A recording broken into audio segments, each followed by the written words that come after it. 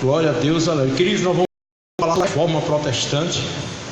Vamos ter um punho histórico também, até a reforma, o que aconteceu para que a reforma viesse, né? Então nós vamos hoje estar aproveitando esse momento, já que dia 31, que dia é hoje? 29. Dia 31 se comemora 500 anos da reforma protestante. Foi no dia 31 de outubro de 1517, né, que começou tudo. Embora nós vamos ver no estudo que há 100 anos antes já tinha pessoas, e talvez até antes, que já estava dando sinais da reforma, e foram mortos por causa disso, porque criticaram a Igreja Católica, os seus abusos e erros doutrinários, e com isso foram punidos na fogueira. E passou-se esses anos todos, até quando Lutero conseguiu a reforma, porque já estava com apoio de reis diferentes, né? Estava na Alemanha, que se tivesse em Roma ele estava frito, mas ele estava na Alemanha, e na Alemanha ele teve apoio na Europa de reis, e não permitiram ele ser preso pelo Vaticano. Se viesse a ser besta para pegar Lutero, morria um bocado de gente, então não tinha como. Então Deus realmente proporcionou o tempo, a época, o momento certo para que Lutero se levantasse, que Deus levantasse Lutero e desse certo a reforma, porque até então todo mundo queria reforma, mas só que morria na fogueira. Todo mundo, entre aspas, alguns sinceros queriam a reforma, mas morriam na fogueira. Por quê? Não tinha apoio de nada. A igreja dominava o mundo inteiro, né? E o Ocidente, tudo eles dominavam, não tinha como. Só não dominava o Oriente, porque o Oriente é outro assunto, né? Ô, Neil, liga as caixas lá também, aquelas caixas de retorno, por favor. Amém? Olha, a apostila, infelizmente, a gente preparou a apostila para o café teológico. Aí meu cartucho não deu certo, aí eu não tive como o quê? Xerocar, imprimir.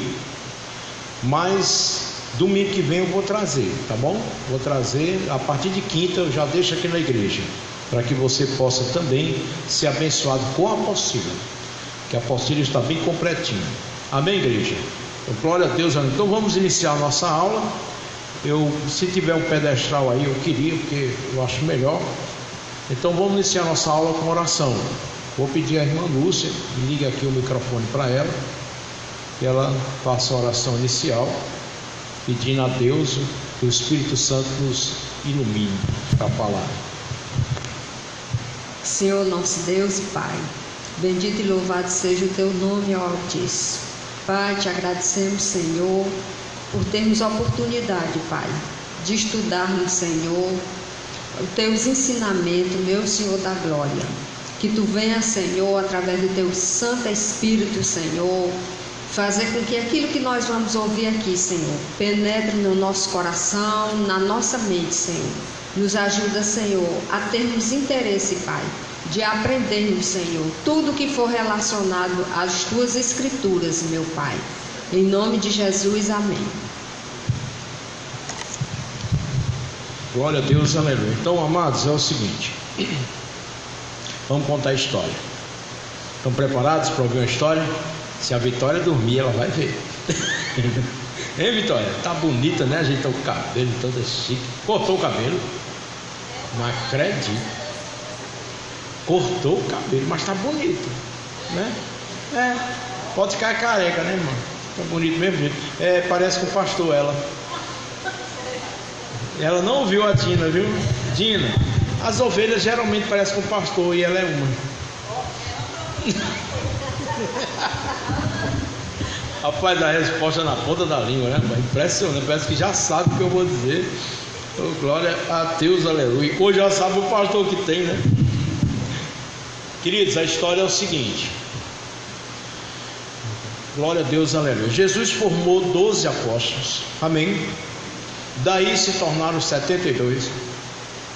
Depois se tornaram 120 discípulos mais próximos, e uma multidão que o seguia. Ele morre, mas ressuscita. Quando ele ressuscita, ele passa 40 dias com esses mais próximos. Amém? Preparando, dizendo: olha, vocês não vão fazer nada até descer sobre vós o Espírito Santo. Vai ser derramado poder sobre vocês, e vocês vão ter ousadia, vão ter poder, vão ter intrepidez, e o Espírito Santo vai estar com vocês até o fim. O Pai estava no Antigo Testamento, eu vim aqui no Novo Testamento, em outras palavras, né? E agora eu vou, mas vou deixar o Espírito Santo, o Pai, o Filho e o Espírito Santo. Agora vai ser a vez do Espírito Santo que eu vou para o Pai. Amém? Estão pegando a história bem tranquilo? Aí o Espírito Santo ficou, desceu sobre eles, foram todos batizados com poder, criaram ousadia, intrepidez, valentia, coragem e um grande amor a ponto de morrerem pela causa de Cristo. Coisas que a gente vê pouco hoje, né? Vê pouco hoje, mas ainda vê, principalmente no Oriente. Por lá a gente ainda vê os cristãos morrendo pela causa de Cristo. Eles começaram então a igreja, começou a se formar a igreja, começou a crescer demais. Só uma pregação do apóstolo Pedro, 3.000 almas se converteram. O Espírito Santo fazendo maravilhas, derramando sobre muita carne, muita gente sendo batizada, muita gente sendo alcançada pelo Espírito Santo de Deus, e muitas conversões acontecendo, milhares e milhares e milhares. A perseguição era grande, sempre foi, nunca deixou de ser, mas quanto mais perseguia, quanto mais matava, mais aumentava. Tertuliano chegou a dizer que a morte dos cristãos era uma semente, porque frutificava mais ainda, crescia mais ainda. Então começou a se organizar como igreja, presbíteros, bispos, diáconos. Começou a organização institucional praticamente. E nesse crescimento é muito importante você saber o início, viu? É muito importante saber o começo da história. Eu só posso conhecer, digamos, a Dina se eu souber a história dela, da família dela, o que ela passou, entendeu? E tudo. Aí eu conheço mais a Dina. Até então não, é só oi, Pai, Senhor e pronto. Amém, igreja? Então a igreja tem que saber a sua história, tem que saber a história. E começa a crescer. Vem o apóstolo Paulo, que era Saulo, que perseguia os cristãos, matava os cristãos, com toda a autoridade que recebia para isso, porque ele era zeloso, ele achava que os cristãos eram falsos, mentirosos, uma doutrina estranha que estava contaminando a igreja dos fariseus, do judaísmo. E ele ia lá em nome de Deus. Isso é um perigo. Muita gente até hoje faz isso, em nome de Deus faz misérias. Em nome de Deus, perseguia, matava, inclusive os discípulos de Jesus mais próximos, cheios do Espírito Santo. Quando Jesus olhou para isso, percebeu isso, sentiu que ele estava sendo perseguido, porque quando persegue a igreja, persegue Jesus. Jesus derruba ele do cavalo na estrada de Damasco e diz: Saulo, Saulo, por que tu me persegues? Porque tu me persegues. Ele não disse: por que está perseguindo os apóstolos? Ele disse assim? Não. Por que está perseguindo os meus discípulos? Ele disse assim? Não. Porque tu me persegues. Isso é lindo demais. É Deus tomando para si a responsabilidade, a propriedade exclusiva dele, é dele. Está perseguindo é a mim. Então quando alguém persegue um cristão, está perseguindo o próprio Deus. Entendeu? Você não está só, diga glória a Deus por isso. Isso é lindo demais. Isso nos dá apenas uma frase dessa que ele disse para Saulo. Eu fico muito feliz em saber que eu não estou só. Tem alguém que está dizendo assim: a causa é minha, isso é meu, eu estou vendo isso, é perseguição. Às vezes a perseguição não é como era aqui, né, de um estado de religioso ou político, mas às vezes a perseguição sua é qualquer coisa que te persegue. Qualquer coisa tira você do sério, quer tirar a tua paz. Aí você pode se lembrar muito bem: o Deus que eu tenho é o Deus que toma as minhas causas como dele. E eu não estou só, eu estou com ele. E na hora certa ele vai parar essa perseguição. Ele vai dar um basta nisso. Aí Jesus chegou nesse momento e deu um basta. Derrubou Saulo, deixou ele cego. E todo mundo já sabe a história, né? A punição que ele recebeu, a exortação que ele recebeu, a admoestação que ele recebeu de tudo. Tanto a exortação como a admoestação. Foi tratado. Ananias tratou dele. Depois Barnabé cuidou dele. Deus sempre, quando Deus quer trabalhar na sua vida, Ele não vai deixar você na prova só. Ele vai deixar alguém para cuidar de você na prova. O Espírito Santo vai levantar pessoas para te ajudar, para te aconselhar, para te acompanhar. Nunca você vai estar só. Diga amém, né? Saulo foi punido, mas Ananias cuidou, Barnabé cuidou. E depois de 13 anos ele foi reconhecido como um apóstolo. Mas passou muito tempo. As coisas de Deus levam-se tempo. Desde então sempre houve problemas nas igrejas. Você olha as cartas aí no Novo Testamento e você vai ver que eles estão de vez em quando tirando um foco de incêndio do judaísmo, querendo ressuscitar dentro da igreja. Se nós saímos do judaísmo, para que voltar ao judaísmo? Aí Paulo lá vai com as cartas dele, exortando.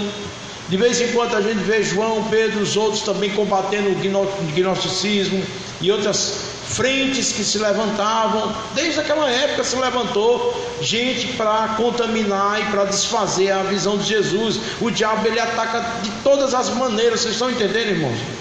O diabo atacava com a perseguição política, a perseguição religiosa, e também sutilmente ele colocava pessoas que se diziam cristãs, se convertiam, estão entendendo? E dentro da igreja era um veneno mortal. De todo jeito, de todas as frentes, nós somos atacados também, né? Nós somos atacados de todas as maneiras também. Irmãos, nós estamos numa batalha. E essa batalha não começou agora na sua vida.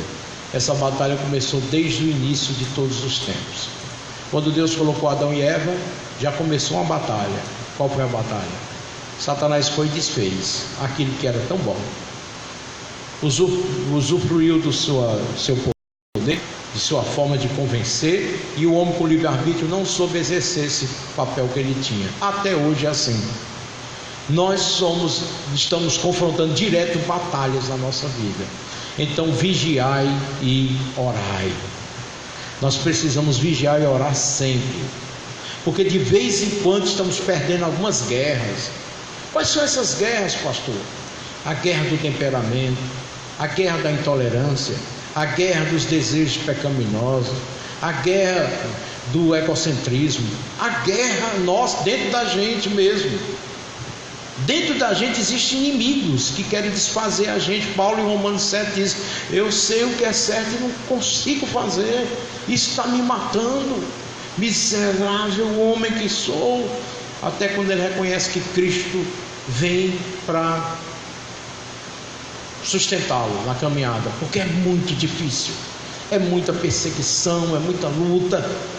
Nós não estamos isentos de nada, continuamos querendo coisas erradas para fazer, lutamos, brigamos. Tem gente que tem facilidade de não fazer negócio errado, que já é do caráter da pessoa. Mas tem irmãos que fizeram muito isso no passado, e essa é a fraqueza, entendeu? De vez em quando se balançam para fazer algo errado, para se corromper. Existem muitas áreas da nossa vida que o Evangelho desaprova.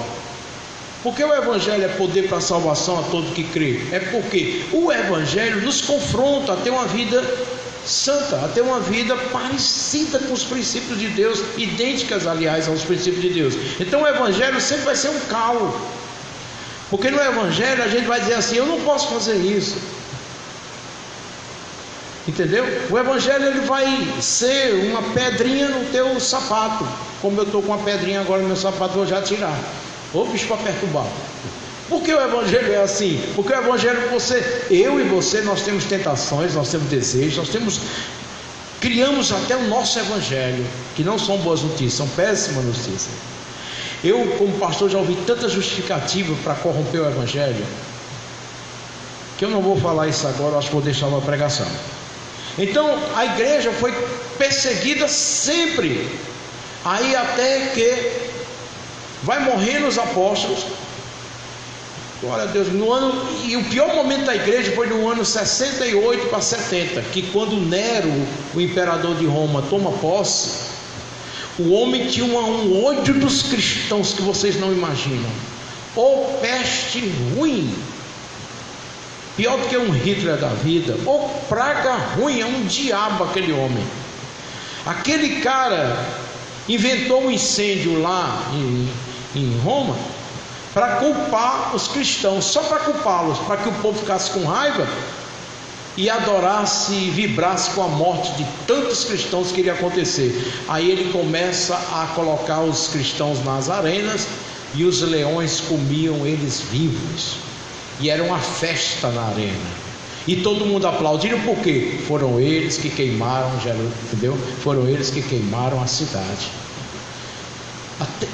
Sempre aconteceu gente que levanta calúnia, né, e prejudica os outros, sempre aconteceu, sabe? Tem muitas vezes a gente não gosta de direito humano, porque o direito humano às vezes é mais humano que humano, mas às vezes é necessário, porque tem tanta armação para cima das pessoas, e somente eles que podem dar um balançar, porque se não fosse assim, só de um lado, sempre é bom ter dois lados.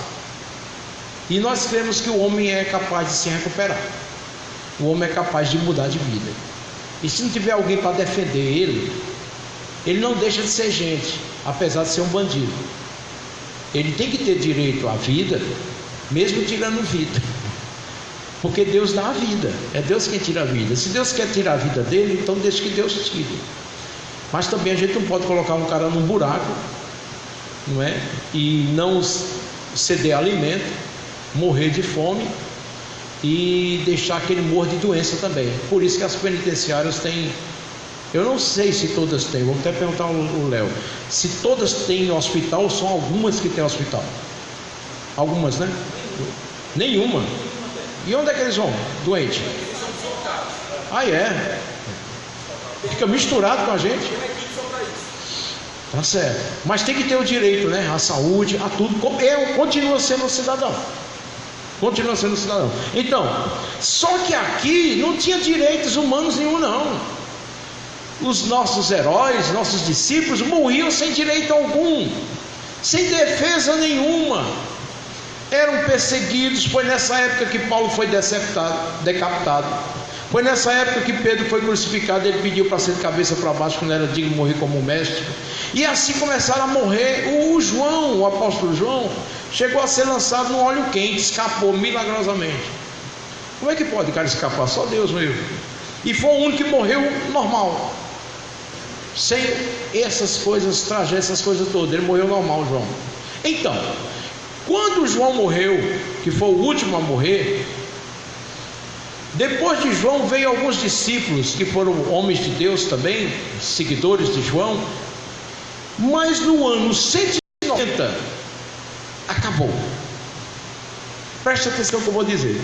O cristianismo genuíno, na peleja, derrubando seis, derrubando heresias, derrubando tudo, mas com os apóstolos, com os discípulos mais próximos dos apóstolos, só durou até o ano 190. A partir daí, preste atenção no que eu estou dizendo, a partir do ano 200, isso que a gente vê não é cristianismo genuíno. Ficaram os corruptos, ficaram o Congresso Nacional, ficaram a turma do PT, entendeu? Tomou de conta, os caras eram fáceis de ser corrompidos. Ninguém mais estava como deveria ser, o clero que eu estou falando. E o que aconteceu? Aí veio a falsa conversão de Constantino, o imperador. Já era outro imperador.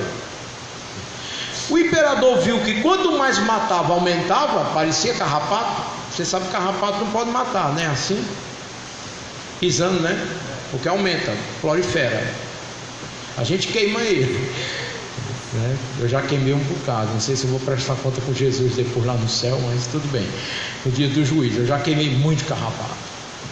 Então, ele prolifera. Então, os cristãos, quanto mais matava, aumentava. não parava de crescer. Era um problema político, um problema que o governo carregava de Roma, porque a raça aumentava demais, não havia controle, parecia coisa de coelho, sabe, demais, não tinha como. E Constantino não era bobo, disse assim: eu vou pegar, vou fazer o seguinte, eu vou conciliar aqui o poder com a religião, e os dois ser um só. Eu quero esse povão do meu lado. Constantino pega, se converte, entre aspas, e o clero na época vibrou, e de repente aquela igreja que era pura, aquela igreja que era sadia, aquela igreja que era perseguida, se tornou o poder geral, a religião oficial de Roma. Eles agora começaram a mandar e desmandar na Europa e no Ocidente, tudo que tinha canto. Eles eram a força máxima. O Constantino imperador estava com ele, e começou a haver os concílios com Constantino no meio, para decidir visões doutrinárias, questões de qual é a Bíblia que a gente vai. Até então existia cartas dos apóstolos, não existia essa Bíblia. Ai meu Deus, cadê minha Bíblia? Não existia essa Bíblia que nós temos, não existia, certo? Eram cartas que eles iam falando, distribuindo para as igrejas. Deixa eu dizer uma coisa para você que talvez você não saiba: existe muito outros evangelhos do que esses que estão aí, viu? O evangelho de Tomé, o evangelho de Maria Madalena, glória a Deus, tem um monte de evangelho ainda. Mas essa igreja corrompida de 313, quando aconteceu essa fusão de Constantino com a igreja, essa igreja corrompida, lá na frente, faz o concílio, faz uma reunião para escolher os livros que devem ficar na Bíblia, e tira um monte de livro e deixa outros livros. Deixa eu fazer um teste aqui com quem já foi discipulado por mim. Quantos livros ficaram nessa escolha que eles fizeram naquela época? 72, que é a Bíblia católica. 72 livros. Nós protestantes, depois, quando surgimos, passou para 66. Mas muitos outros livros estão aí como livros apócrifos. Eu tenho a Bíblia apócrifa, eu tenho aí em casa. São outros livros, que é o Evangelho de Tomé, o Evangelho de tem também a Escritura de Macabeu. Tem um monte de coisa aí, sabe? Um monte. E o próprio Novo Testamento muitas vezes cita livros desses. Mas isso é outra ação. Não vamos botar tudo de uma vez, que você vai ter uma digestão aqui, vão vomitar. Que é muita informação um momento só. Glória a Deus, aleluia. Então a igreja começa a se corromper, muda a visão, trava as escrituras de ser lidas, forma a sua Bíblia, mas só o clero que lia. As pessoas não tinham acesso às escrituras, coisa que o judaísmo tem normalmente. Sabe como é que o judeu aprendia a ler? Era nas escrituras. A escola praticamente vinha para a escola rabínica, eles aprendiam tudo ali, com a Bíblia. Com esse cristianismo de farsa, proibiram a leitura, e o número de analfabeto que tinha era 90 e poucos %. Só quem era culto era o clero ou outro grupo de pessoas mais nobres, mas o povão era analfabeto. E eles queriam que fosse mesmo, para que não tivesse acesso, porque na hora que você pega a Bíblia, na hora que você lê a Bíblia, na hora que você estuda a Bíblia, você sabe se o cara está falando certo ou errado. Agora o clero era muito inteligente. O clero já tinha passado Agostinho, um grande teólogo, já estava no meio também Tomás de Aquino, outro grande teólogo. Mas era só entre eles ali, era só entre eles, no centro acadêmico deles, que aprendia, que estudava de tudo, filosofia, teologia completa, tudo completo. Eles eram experts da situação, mas só o clero, vocês estão entendendo? Só os padres, só os bispos, só eles. E o povo nada sabia. Olha só, estou seguindo uma linhazinha para você entender o porquê. Houve na história que você estuda no seu colégio, já estudou ou está estudando, a Idade das Trevas. O que foi a Idade das Trevas? 1000 anos de tirania da Igreja Católica Apostólica Romana. Misérias fizeram, inquisições, quem se levantava contra ele era morto na fogueira, havia vinho sendo morto ali. Milhões e milhões de pessoas morreram através da sentença diabólica da Igreja Católica Apostólica Romana. Começaram a criar dogmas, ensinos terríveis, como o Papa não falha, infalível o Papa. Começaram a dizer que as escrituras existiam, mas a tradição da igreja era do mesmo jeito, no poder que há nas escrituras, e que quem interpretava as escrituras, quando um bispo falava, quando um papa falava, era a própria Bíblia falando. Jogaram a Bíblia de lado. O erro deles foi pegar o evangelho e deixar lá atrás, e a tradição começar a falar em nome do evangelho. Erraram, dominaram muito tempo.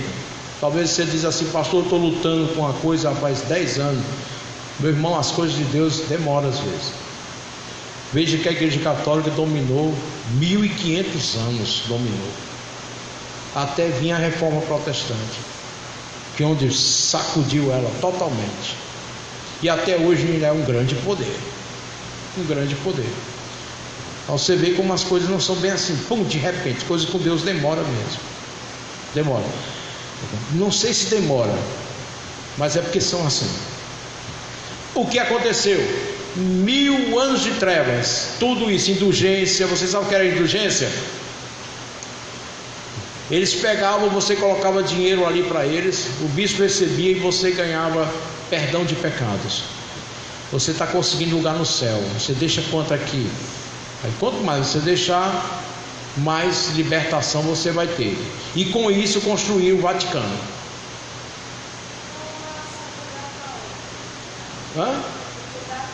Uma doutrina também, né, que eles criaram, segundo livros que eles têm, dos 7 livros lá na Bíblia deles, que quando uma pessoa morre e aí fica pagando pecado, né, nesse purgatório para ser salvo, purificando para ser salvo. E a gente sabe que o homem está destinado a morrer uma só vez. O apóstolo Paulo diz: ele morre uma vez, ou vai para o céu, ou vai para o inferno, ele fica esperando o julgamento, mas ele não vai direto para um lugar, ou um lugar intermediário. Não existe, só existe céu e inferno. Eu achei interessante, vou abrir só um parênteses aqui. Eu acordei de madrugada. Me permitam falar isso no meio da aula, amém? Eu acordei de madrugada e não consegui dormir, pessoal. Eu estava incomodado, e geralmente quando eu acordo de madrugada e não consigo dormir, eu sinto que é Deus alguma coisa querendo falar, alguma coisa quer fazer. Aí geralmente eu oro, e depois eu vou entender o que é, só depois, quando vem a luta ou alguma coisa parecida. Glória a Deus. Aí eu acordei, aí eu fiquei, já tinha estudado muito, fui dormir 2 horas, tinha estudado demais, já estava cansado, sabe, estressado, tanto estudo. Aí eu disse: não vou estudar de novo não, porque tem hora que não bate, né? Eu não vou assimilar nada. Aí eu peguei, não sei se eu gravo uma mensagem aqui, um áudio logo de madrugada, aí amanhã eu mando pro pessoal. Aí quando eu fui mexer, aí eu abri trisquei no Face, aí uma pessoa mandou um convite para mim, para eu adicionar. Quando eu olhei, uma ex-ovelhinha minha, criança, uma ex-ovelhinha minha, de um lugar que eu já pastoreei, pequenininha, eu dava um beijo nela e tudo. Mas hoje, claro, né, como meus filhos já são adultos, já tem filho, essa menina, aí eu adicionei ela. Eu disse: meu amor, que bom estar te revendo, faz tempo. Aí ela disse: ô pastor, meu pastor e tudo, ô pastor. Aí eu disse: você está bem? Ela disse: não, pastor, estou bem não, estou muito mal. Eu disse, não entendi, por quê? Eu errei o caminho e não conseguindo mais voltar para o caminho. Eu sei que esse é o caminho. O Senhor ensinou a gente desde pequena. Eu sei, minha mãe também fala, todo mundo fala. E eu sei que é o melhor caminho, mas eu não consigo deixar o pecado. Depois que eu entrei no mundo, o mundo não me deixa mais. E isso está me matando. Porque dentro de mim eu não quero. No fundo da minha alma eu não quero. Mas esse desejo de fazer o contrário está sendo mais forte, pastor. Esse encantamento está sendo muito forte. Aí veio para mim a voz do Espírito Santo, diz assim: trate como uma bebê, trate como uma criança que está muito doente e que não adianta falar muito discurso não, está precisando de um bálsamo, cuidado nas palavras.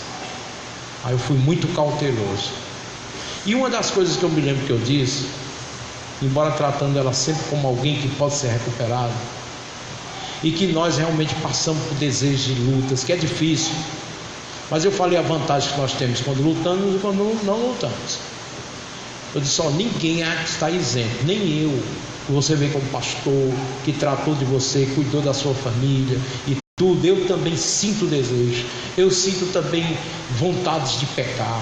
Eu sou gente, humano, como qualquer um. Agora a diferença é luta, não se entrega. E uma coisa que eu falei para ela que marcou, que ela chorou, que ela manda aquelas imagens chorando. Eu disse, olha, a partir de hoje, quando tudo que você for fazer e agir, essa foi nova, eu nunca tinha dito isso para ninguém não. Tudo que você for fazer e agir, a partir de hoje, olhe com o olhar da eternidade, para onde você vai. Porque o que nós andamos hoje, o que nós fazemos hoje,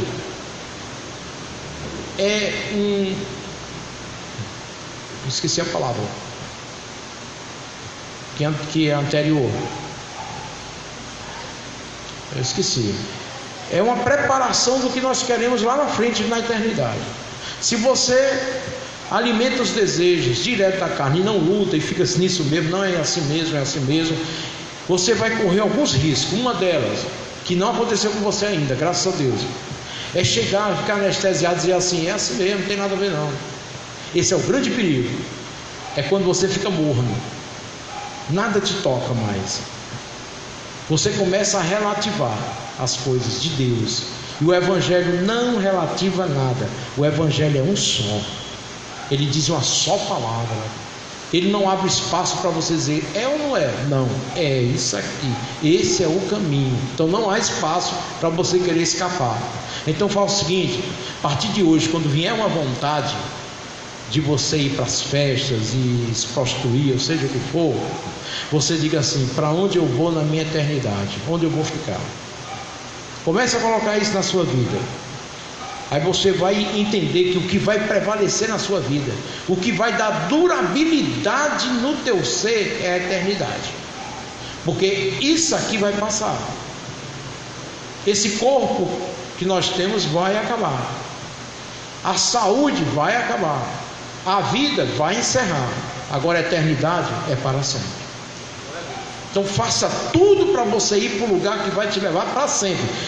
Negação. Por isso que Jesus diz, Jesus é sábio. Quer me seguir? Eu não tenho nem onde inclinar a cabeça. Quer me seguir? Negue a si mesmo. Quer me seguir? Toma a tua cruz e segue.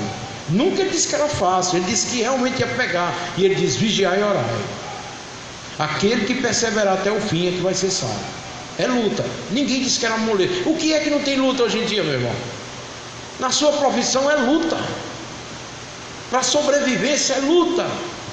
Não tem nada que não seja luta. Eu caminho com a doença há 44 anos, é luta. É ameaça de morte todo dia. Entendeu? É luta. Mas o que é que eu vejo? Eu vejo algo maior. Eu coloco coisas que me edificam, que me levanta, que me dá a vontade de seguir. Eu faço minha cabeça.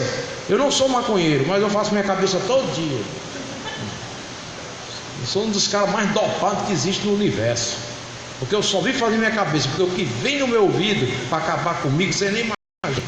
Quando eu vou para o médico, misericórdia, irmão, que eu escuto do médico. Não, sabe? Eu não vejo nada de otimismo do meu lado, só pau, só mesmo pessimismo.